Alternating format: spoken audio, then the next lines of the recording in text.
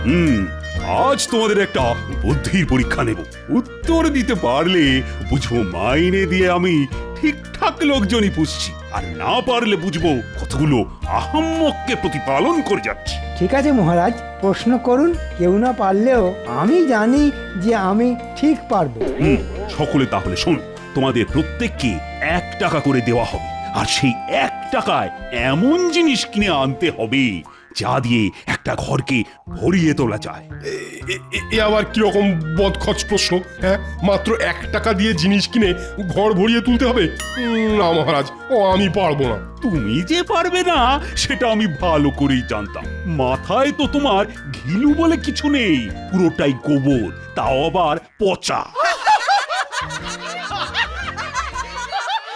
আগে আমার জ্ঞান সবটাই পুঁথি নিয়ে। তাই বুদ্ধির উত্তর দিতে তুমি পারবে না, এটাই আশা করেছিলাম। যাই হোক, জনে জনে আর পারবো না করতে হবে না, যে পারবে সেই বলো। তাহলে আমি বলি মহারাজ। তুমি তো বলবেই, তুমি হলে আমার মন্ত্রী, কত বুদ্ধি তোমার। বলো বলো, কি বলবি? মহারাজ, 1 টাকা দিয়ে ধুলো কিনবো, বুঝলেন কি না? 1 টাকায় বস্তা বস্তা ধুলো হবে, আর সেই ধুলো ঘরের মধ্যে ছড়িয়ে দিলেই ঘর ভর্তি।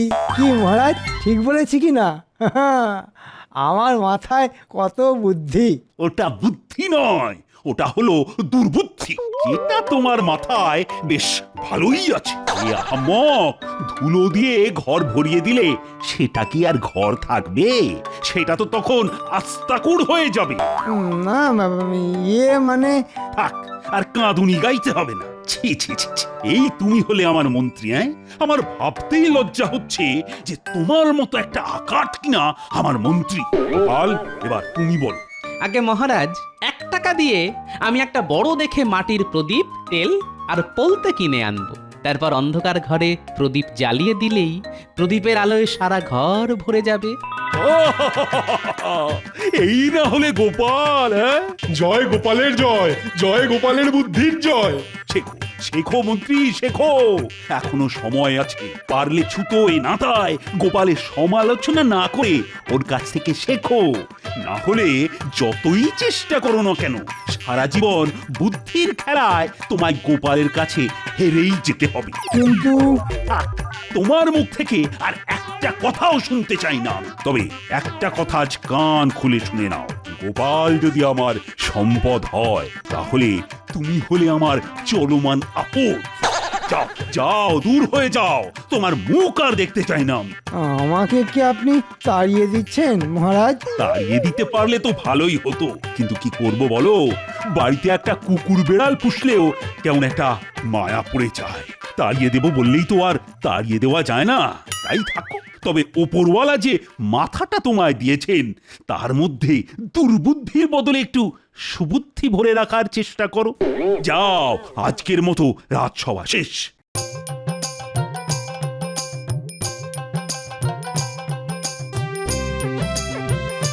গোপাল গোপাল গোপাল, গোপাল যেন ভগবান, আর আমাকে কি না কুকুর বেড়ালের সাথে তুলনা করা। দূর দূর, জীবনে ঘেন্না ধরে গেল।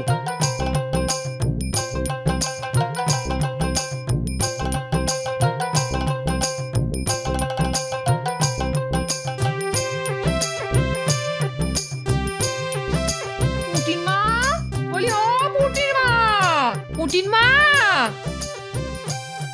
উমা, দিদি, কি সৌভাগ্য আমার!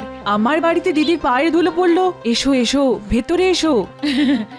এই পথ দিয়ে যাচ্ছিলাম, ভাবলাম তোমার সাথে একটু গল্প করে যাই। খুব ভালো করেছো দিদি। এসো এসো, ঘরে এসো।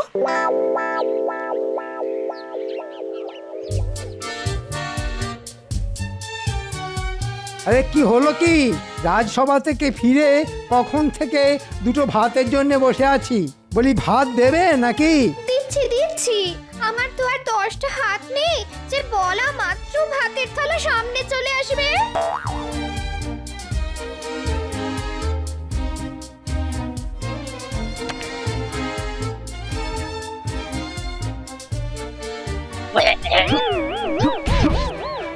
এটা কি হয়েছে? এটা কি ডাল না নুন ছাড়া ফ্যান? আর এটা কি তরকারি না গরুর জাবনা? অমন করে চেঁচাচ্ছ কেন? না চেঁচাবে না, জঘন্য রান্নার জন্যে না চেঁচিয়ে তোমায় মাথায় তুলে নাচবে। কেউ বলেনি আমার মাথায় তুলে নাচতে। দেখো, মুখে মুখে তর্ক করো না, আমার মন মেজাজ কিন্তু ভালো নেই। বুঝতে পেরেছি, নিশ্চয়ই মহারাজের কাছে ধ্যাতানি খেয়ে এসেছো আর রান্নার ছুতোয় ঝাল ঝাড়ছো আমার উপর। তবে একটা কথা আজ পরিষ্কার করে বলে দিচ্ছি, কারণে অকারণে আমার উপর মেজাজ দেখালে আমিও কিন্তু ছেড়ে কথা বলবো না, বলে দিচ্ছি। কি করবে? তুমি কি করবে? কি করব? বেশি তেজ দেখালে না জম্মের মতো বাপের বাড়িতে বসিয়ে দিয়ে আসবো। কি? এত বড় কথা! এত বছর বিয়ে হয়ে যাবার পরেও উঠতে বসতে বাপের বাড়িতে বসিয়ে আসার ভয় দেখানো? ঠিক আছে, তোমায় আর কষ্ট করে বসিয়ে দিয়ে আসতে হবে না, আমি নিজেই চলে যাব। হ্যাঁ হ্যাঁ, কত যাবে আমার জানা আছে। বলি, এমন সুখ আর পাবে কোথায়? তোমার সুখ নিয়ে তুমি থাকো, আমি চললাম। হ্যাঁ হ্যাঁ, যাও যাও, তবে আর কখনো যদি ফিরে আসো না তাহলে মুখের ওপর দরজা বন্ধ করে দেব। তোমার মতো লোকের সংসার করতে না আর জীবনেও ফিরে আসবো না, জীবনেও না।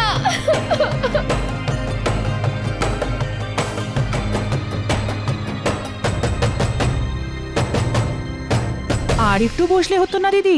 না রে ভাই, তোমার দাদার আবার রাজসভা থেকে ফিরে আসার সময় হলো, জানোই তো ওকে।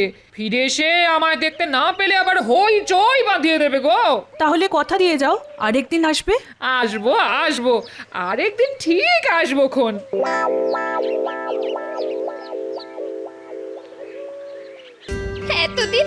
এতদিন সংসার করার এই পুরস্কার, একটু স্নেহ ভালোবাসা তো নেই, উল্টে উঠতে বসতে দাঁত খিঁচুনি আর গঞ্জনা। দূর দূর দূর, জীবনটা কয়লা হয়ে গেল। আরে মন্ত্রীমশাইয়ের বউ না? কি ব্যাপার দিদি, এই রোদের মধ্যে কোথায় যাচ্ছ? ঠিক আছে, না বলতে চাইলে বলো না। না না, বলবো না কেন, আমি বাপের বাড়ি যাচ্ছি। বাপের বাড়ি যাচ্ছ? ও মা, সে তো খুব ভালো কথা গো। তা পায়ে হেঁটে কেন? গরুর গাড়ি কিংবা পালকি কই? আমার এই যাওয়াটা আনন্দের যাওয়া নয় গো গোপালবু, ভাবতে পারো আমি চিরকালের মতো চলে যাচ্ছি। উমা, সে কি অলক্ষণে কথা? কেন? দিন রাত শুধু খিটখিট আর গঞ্জনা, আর সহ্য করতে না পেরে তুমি আবার এসব কথা কাউকে বলো না যেন। না না, কাক পক্ষীতেও জানতে পারবে না।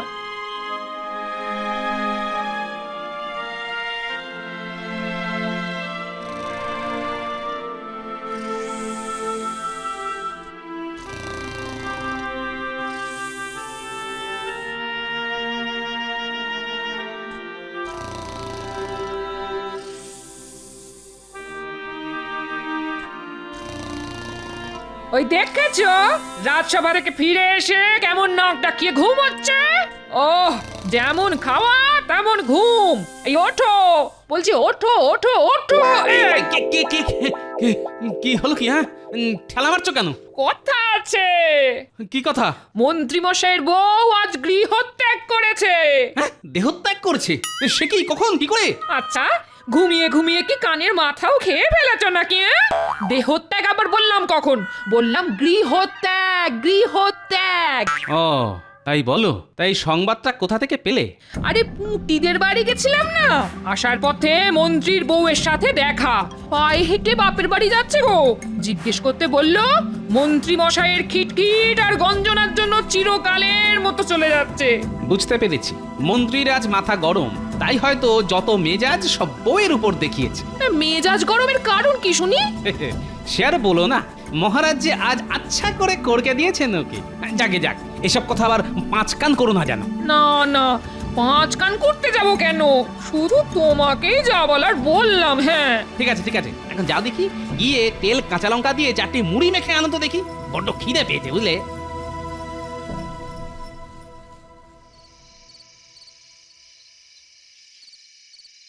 ওহ, খিদের চোটে পেটের মধ্যে নাড়ি ভুঁড়ি অবধি হজম হয়ে গেল মনে হচ্ছে। সেই কখন ভাত চাপিয়ে এসেছি, যাই দেখি ফুটলো কিনা। মন্ত্রীমশাই, মন্ত্রীমশাই, গেল গেল গেল রে, সব পুড়ে গেল। কি পুড়ে গেল রে ঘটা? গিয়ে দেখলেই তো হয়। কি পুড়ে গেল মন্ত্রীমশাই? ভাত। তা আপনি হঠাৎ ভাত রাঁধতে গেলেন কেন? গিন্নিমা কোথায়? বাপের বাড়ি। কবে ফিরবেন? মনে হয় আর ফিরবে না, কারণ তেজ দেখিয়ে চলে গেছে। তবে আমিও আর যেচে ওকে ফিরিয়ে আনতে যাব না, তাতে যা হবার তা হবে। কিন্তু তাহলে আপনার রান্না বান্না করে দেবে কে? সেটাই একটা বড় সমস্যা। আমি যে ঘর কন্যার কাজ কিছুই জানি না। ভাতগুলো কিভাবে পুড়ে গেছে দেখ। তাহলে কি খাবেন? ওই মুড়ি টুড়ি চিবিয়ে থাকতে হবে।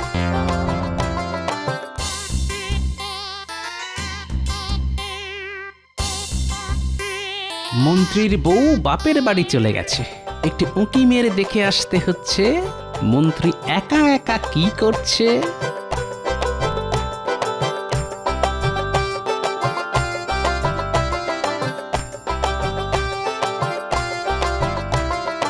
আমি বলি কি, গিন্নিমা যদি সত্যি সত্যি ফিরে না আসেন তাহলে আপনি একটা বিয়ে করে ফেলুন।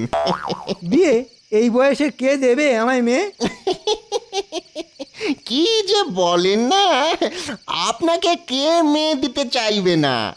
আরে আপনি হচ্ছেন মন্ত্রী, একবার হ্যাঁ বলেই দেখুন না, মেয়ের বাবারা সব আপনার দোরগোড়ায় হতে দিয়ে পড়ে থাকবে। বলছিস? বলছি মানে একেবারে কাজে করে দেখিয়ে দিতে পারি। তাহলে দেখ একটা মেয়ে, একবার যদি বিয়েটা করে ফেলতে পারি না, তাহলে আচ্ছা করে তোদের গিন্নিমার মুখে ধামা ঘষে দেওয়া যাবে। ঠিক আছে ঠিক আছে, কোনো চিন্তা করবেন না, দু একদিনের মধ্যেই আপনাকে মেয়ে দেখাতে নিয়ে যাব। হ্যাঁ রে, দেখতে বেশি মানে সুন্দরী হবে তো? একেবারে ডানা কাটা পলি। আহা, তোরা কি ভালো রে, ওপরওয়ালা যেন ঠিক সময়ে তোদের পাঠিয়ে দিলেন।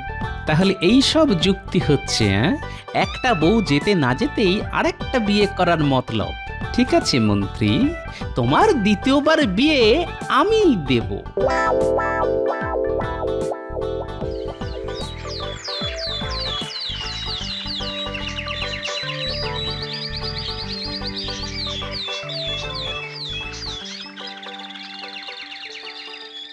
আমার কি সৌভাগ্য যে আপনি আমার মেয়েকে পছন্দ করতে এসেছেন। তাড়াতাড়ি মেয়েকে দেখান।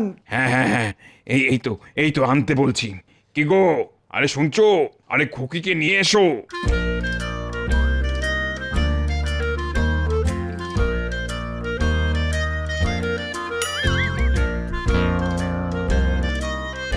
তা কেমন দেখলেন আমার মেয়েকে? দেখলাম আবার কোথায়? এমন মাথা হেঁট করে বসে থাকলে কি আর মুখ দেখা যায়? না না, এই তো মুখ তুলছে। মা, খুকি, আরে মুখটা একটু তোল মা। আরে আরে লজ্জার কি আছে? আজ বাদে কাল ইনিই তো তোর প্রতি দেবতা হবেন।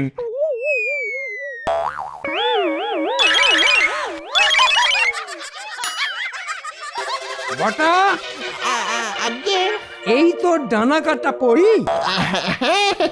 সবই তো ঠিকই আছে, শুধু ওই চোখের মনি দুটো ছাড়া আর কি। তবে তবে ভাত রাঁধতে পারে খুব ভালো। হ্যাঁ, নিকুচি করেছে তোদের রান্নার।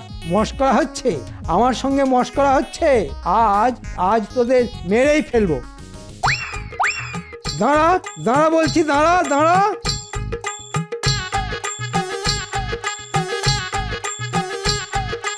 দাঁড়া দাঁড়া বলছি, দাঁড়া দাঁড়া।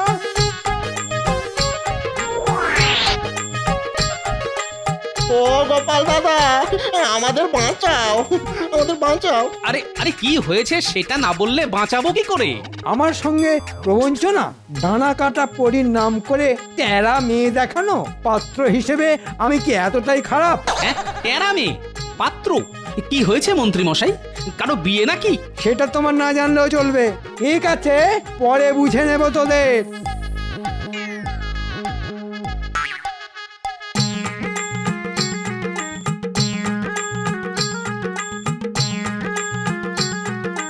বটা কি হয়েছে কি? হ্যাঁ কেন কেন তুমি জানো না? কই না তো। মন্ত্রীগিন্নি তো মন্ত্রী মশাইকে ত্যাগ দিয়ে চলে গেছে। রান্না বান্নার কেউ নেই দেখে আমরা একটা সম্বন্ধ করেছিলাম। তা মেয়ের সবই ভালো, শুধু একটু টেরা। এই যা, এই তাতেই মন্ত্রী মশাই আমাদের ওই মারতে তাড়া করলেন, বলো দেখি। ও বুঝতে পেরেছি। ঠিক আছে তোরা যা, তবে বেশ কিছুদিন আর মন্ত্রীমশাইয়ের ধারে কাছে যাস না, যা রেগে আছে।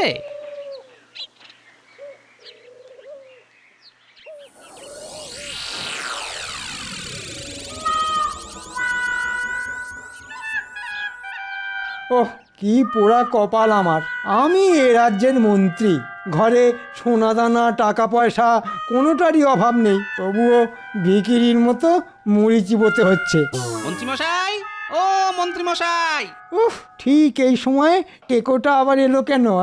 ভেতরে এসো। এগুলো দিতে এলাম, মানে আমার গিন্নি আপনার জন্য এগুলো পাঠিয়েছে। কি আছে ওতে?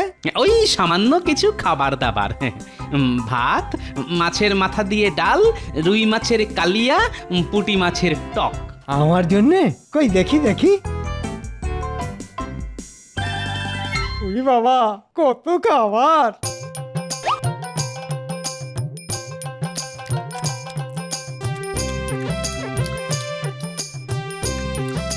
রান্না ভালো হয়েছে মন্ত্রীমশাই? ভালো, ভালো ভালো, খুব ভালো, যাকে বলে একেবারে বিশ্বের ভালো। আমার গিন্নি বলেছে যতদিন না আপনার বিয়ে হচ্ছে ততদিন এরকম খাবার আপনার জন্য পাঠিয়ে দেবে। সেটি আর হচ্ছে না। ভালো খাবার মুখে যেতেই মন্ত্রীর মনের দরজা মনে হচ্ছে খুলে যাচ্ছে। কেন হচ্ছে না? পাত্র হিসেবে আপনি কম কিসের? আসলে আমার বয়স এই তো বটা ঘটা পাত্রী দেখাতে নিয়ে গিয়েছিল। ওরে বাবা, কি বলবো, সে কি টেরা! মন্ত্রী মশাই, আপনি হয়তো চিরকাল আমাকে শত্রু ভেবে এসেছেন, কিন্তু আমি বরাবরই আপনার বন্ধু। তাই আদেশ দিলে আপনার জন্য একটা পাত্রী দেখি। আছে নাকি তেমন কোনো পাত্রী? আছে মানে বুঝলেন, একটু বয়স হয়েছে বটে, তবে যেমন কাজে কর্মে তেমনি দেখতে শুনতে আপনার সঙ্গে যা মানাবে না, যাকে বলে রাজজটক। তাহলে পাত্রীর বাবার সঙ্গে কথা বলো। আগে আগে বাবা মা কেউ তো নেই, যা করার তা আমাকেই করতে হবে। এবার বলুন আপনি রাজি কিনা? এতদিন পরেও সে যখন ফিরে এলো না, তখন এ বিয়েতে আমি রাজি। তবে পরশু দিনেই খুব ভালো লগ্ন আছে, তাহলে 4 হাত এক করে দিই। আমি তাহলে আসি। ওরে বাবা, মেয়ের বিয়ে দেওয়া বলে কথা, আমার এখন কত কাজ।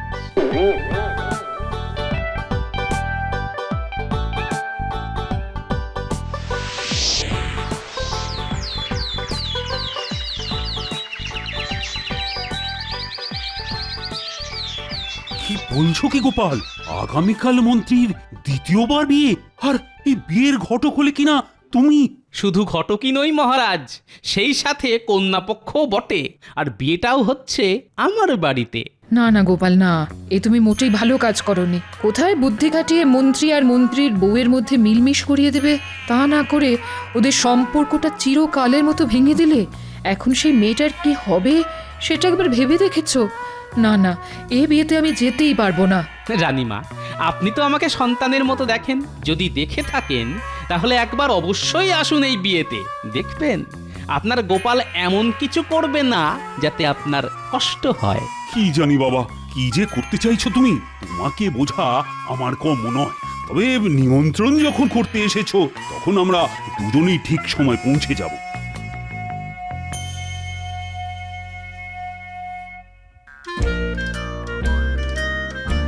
আর তো সময় নেই, এবার কন্যাকে আনা হোক। শুভ দৃষ্টির সময় সমাগত। হ্যাঁ হ্যাঁ হ্যাঁ, এই তো আনছি, শুধু মহারাজ এসে গেলেই।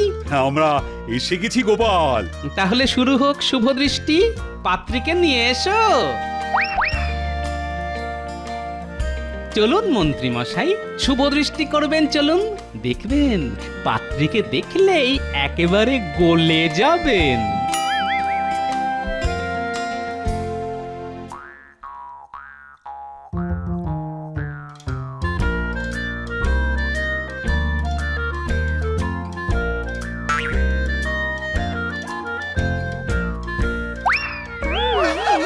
এ কি এ তো আপনার বিয়ে করা সহধর্মিনী সামান্য কটা দিন অতি সামান্য কারণে ছাড়াছাড়ি হয়েছিল, আমি আবার নতুন করে জোড়া লাগিয়ে দিলাম। কি রানীমা, আপনার মুখ রাখতে পেরেছি তো? ধন্য গোপাল, সত্যি তুমি ধন্য। ছাদনার তলা যখন হয়েইছে তাহলে এবার মালা বদল আর মন্ত্রপাঠ হয়ে যাক। মালা বদল হবে বই কি, তবে ওই যদিদং হৃদয়ং না বলে নতুন মন্ত্র পাঠ হয়ে যাবে, আর সে মন্ত্র পাঠ করাবো আমি। বলুন মন্ত্রীমশাই, কখনো আর সামান্য কারণে ঘরের লক্ষ্মীকে মুখ নাড়া দেব না। আরে চুপ করে আছেন কেন? বলুন বলুন। কখনো আর সামান্য কারণে ঘরের লক্ষ্মীকে মুখ নাড়া দেব না। এবার আপনি বলুন মা লক্ষ্মী, বলুন রাগের মাথায় কখনো নিজের সংসার ছেড়ে যাব না। রাগের মাথায় কখনো নিজের সংসার ছেড়ে যাব না। ব্যাস, এবার সকলের সামনে বলুন আপনারা খুশি কি না? আমরা খুব খুশি। খুব। আপনারা সকলে খুশি তো? আমরা আমরা সকলে সকলে খুশি, সকলে। কিন্তু আমি যে খুশি নই। কেন কেন খুশি নও কেন? এমন চমৎকার সন্ধে, এমন সুন্দর পুনর্বিবাহ, অথচ খাওয়া দাওয়ার কোনো ব্যবস্থা নেই। আসলে আমি যে কিপটে। থুড়ি থুড়ি থুড়ি, ভুল বলে ফেলেছি। আসলে আমি না খুব গরিব। তোমার কোনো দুঃখই আজ আর রাখবো না আমি। ভোলা ময়নাকে খবর দাও, সকলের পেট পুরে মিষ্টিমুখ করার ব্যবস্থা করো। এই না হলে মহারাজ, আর একেই বুঝি বলে মধুরেন সমাপয়েত।